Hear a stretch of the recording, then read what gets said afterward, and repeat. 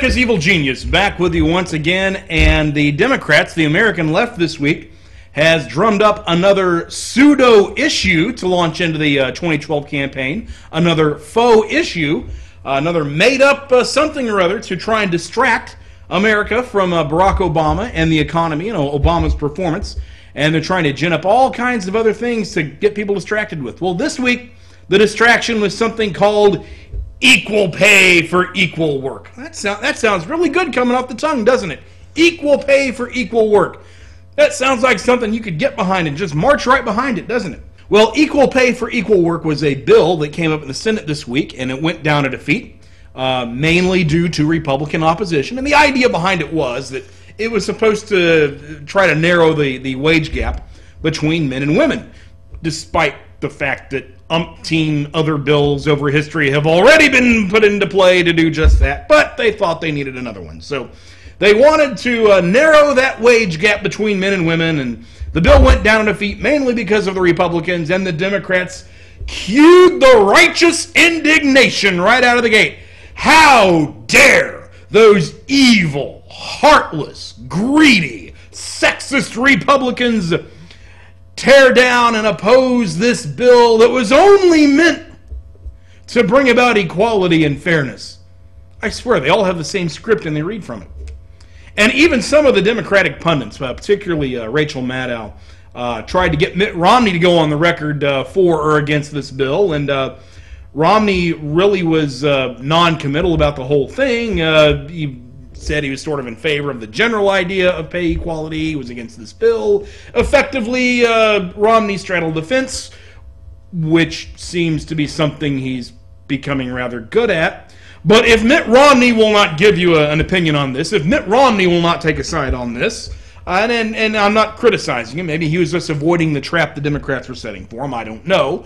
But if he won't take a position, by golly, I will. I will. I've told you before, I have nothing to lose, so I'll tell you exactly what I think. When it comes to equal pay for equal work, particularly this bill that was out there in the Senate, I am against it. I can hear the gasps coming from the internet world right now. I'm against equal pay for equal work. Go ahead, call me a chauvinist, call me back in the Stone Age or whatever, get it out of your system. All right. Let me explain to you why. I am against equal pay for equal work for one very simple reason. Where is the equal work? Or, more specifically, where is the equal productivity? You see, when you actually stop and think about it, and I know the phrase equal pay for equal work, that sounds warm and fuzzy. It sounds like the type of thing that if you don't think it through, sounds like a no-brainer. It sounds automatic. But when you really think it through, you see the problem with it. Because the problem itself, the problem of the wage gap between men and women, is actually overblown. Most women, if you really sit and think about it, most women experience interruptions in their career for childbirth at some point. Some women experience that multiple times. Well, when that happens, that affects your seniority, your experience, your continued professional development. Even so, even with that being said, if you go back as far as 1971, since that entire time, women who have worked uninterrupted from high school into their 30s have earned slightly more than men of the same description. What? What? You didn't hear that? That wasn't mentioned on Capitol Hill this week? Oh, I guess the Democrats must have overlooked that little fact. It was probably in somebody's notes and they just overlooked it and forgot to mention it to you. No, come on. They intentionally didn't bring it up. They know. They know there's no problem here. But they don't want you to know that. They want you to think emotionally rather than rationally. And by the way, if you want to check that statistic, if you want to hold me to the fire on that, that statistic comes from renowned economist Dr. Thomas Sowell. It's printed in his book, Basic Economics. You can look it up, do the research yourself. But the bottom line is the problem is overblown. But even on a more logical level, even on a more rudimentary, basic logic level, let's think about something like maternity leave. Something that women can and most of the time do experience, men really cannot. Maternity leave, given the average maternity leave, according to the Wall Street Journal, is 15.2 weeks. It sounded a little bit high to me, but it's the Wall Street Journal's numbers, so we'll go with it. Some people use FMLA for 12 weeks for that, or some places go lower, 8 weeks, 6 weeks, something like that. But in any case, maternity leave will have you out of action for 6 weeks, 8 weeks, 12 weeks, 15 weeks, somewhere in that range. A couple of months of work. That's nothing to sneeze at. Now, of course, all that time, the employer's paying you and getting no productivity in return out of you, so therefore, you're less of a valuable asset when you really think about it. Now, that's not the only place that there's a significant difference between men and women. Think about sick and personal days. According to the Daily Mail, women take more sick days over their careers than men do. Women, according to the Daily Mail, average 189 sick days. Men average 140.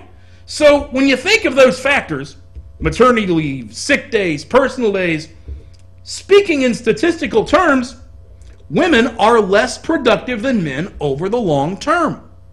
Now, that's not a slam at women. That's not saying that they can't do what a man does or any of these old school chauvinistic attitudes. It's not saying that at all. But what it is saying is that strictly in the statistical sense, women are more likely to be out of action and being paid for it than men are.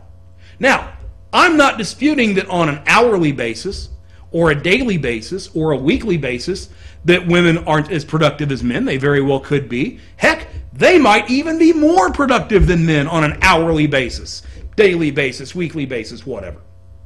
But nevertheless, on a long-term basis, because of the higher use of sick days, because of the presence of maternity leave, which I'm not speaking ill of, it's a natural thing, it's the best possible reason to be off work, but because it's there, by definition, men are more productive than women.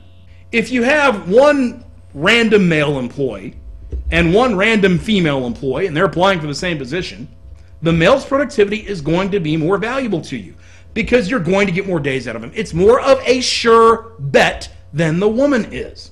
If you are hiring for a position and you have a 23-year-old woman and a 23-year-old man, you know there's a higher likelihood that that 23-year-old woman might at some point be out of action for 6 weeks, 8 weeks, 2 months, 3 months. Heck, that's a third of a year where you're paying them, you're getting nothing in return, where that's less likely to happen to the man. Now, if an employer wants to pay equally, he wants to pay men and women the same thing, or even if an employer wants to pay women more than men, I have no problem with that. I'm good with that. I have no problem with it at all.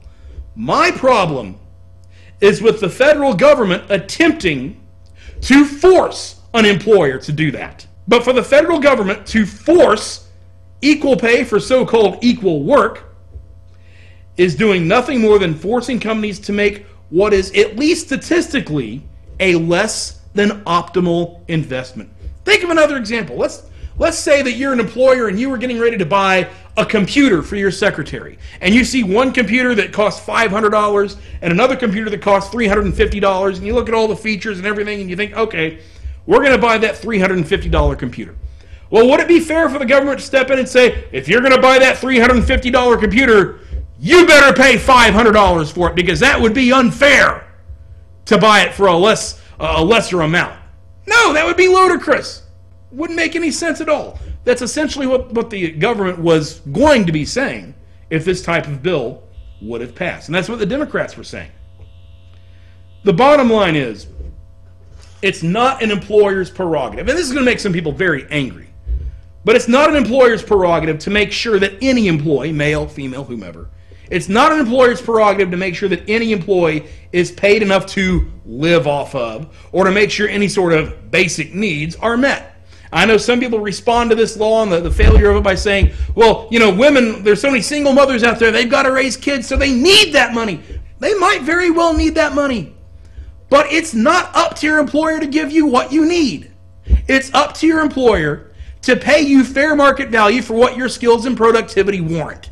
Those are two very different things. In that respect, equal pay for equal work, when we've shown statistically that the work is not equal, that concept is ludicrous.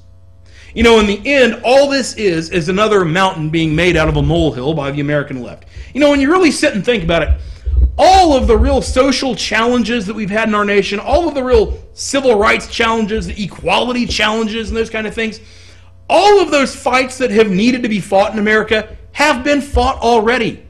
And they've been won. You know, America, that's something we can be proud of, that we've come through so strong on those things. We have women's suffrage. You know, segregation is done. It's dead. It's gone.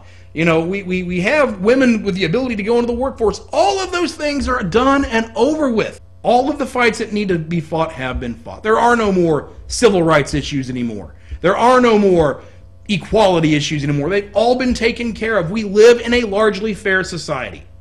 So now it seems like the American left, which was based for so long on fighting those type of social issues that are now passé, that they have nothing left but to go around and essentially make up new social issues, to go around and try and convince groups of people that they're being screwed when really they're not. The American left goes around and tells women that they're being screwed over by the system, or minorities that they're being screwed over by the system, or gays that they're being screwed over by the system, when none of that is true. And they make up things like equal pay for equal work, or they make up trumped up things like gay marriage to make people feel like they're at a disadvantage or that society's against them when really it's not. All in all of these little distractions, all of these little made-up issues, all of these pseudo-issues that the left comes out with serve no other purpose than to focus the attention of people away from the economy, which is far and away the top issue in this election for every American, and to focus people's attention away from the god-awful record of President Barack Obama. It's not going to work. We're not going to let you. Whether you want to or not, you've got to talk about the economy. And hey, Barack Obama today said that the private sector is doing well. That would be news to the private sector, Mr. President. And we're going to hold your feet to the fire on that. But equal pay for equal work? Nah. Show me where the work is equal, then we'll talk. That's it for this week. This is America's Evil Genius. We'll see you next week.